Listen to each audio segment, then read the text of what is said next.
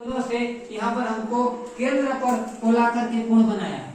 केंद्र पर कोण बनाया बच्चों, तो केंद्र में क्या हुआ, आप लोग यहाँ पर से केंद्र में ले आए और केंद्र से यहाँ पर कोण बना दिए। देखो केंद्र से यहाँ पर हम कोण बनाएंगे, तो कोण बनाएंगे तो क्या हो जाएगा, रस्सी के खेल के द्वारा यहाँ से हम क्या करें, केंद्र में लाए और यहाँ से इस बिंदु को ले गए।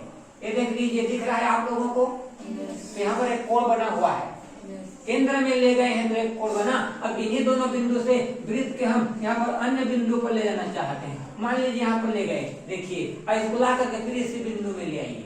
अब आप लोगों को क्या दिख रहा है, ये वृत्त में दो बिंदु है, दो बिंदु से केंद्र पर कोण बनाया गया है और इसी को हम क्या कर रहे हैं, अंतर्गत में परिधि में एक कोण बनाए हैं।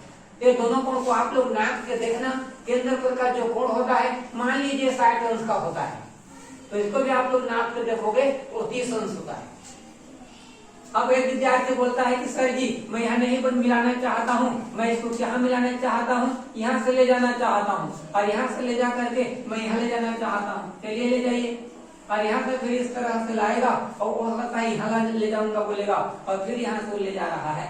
ऐसा आखिर में आप लोगों को दो बिंदु लेना ही है और केंद्र पर कोण बनाना ही है और उसी को हम अंतर्गत कोण के रूप में परिधि पर बनाना चाहते हैं। तो ये भी जितने अंश का होगा उसका आधा ही ये होगा। इसका मतलब केंद्रीय कोण अंतर्गत कोण का दुगुना होता है, ठीक। और उल्टा बोलोगे तो क्या होगा, अंतर्गत कोण केंद्रीय कोण का आधा होता है।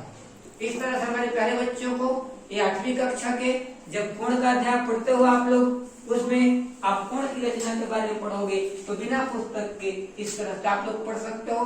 7वीं वाला जो पढ़ना चाहता है वो पढ़ सकता है, 6वीं में कोण है वो 6वीं अध्याय के कोण को पढ़ेगा, 5वीं वाला 5वीं कोण अध्याय को पढ़ेगा।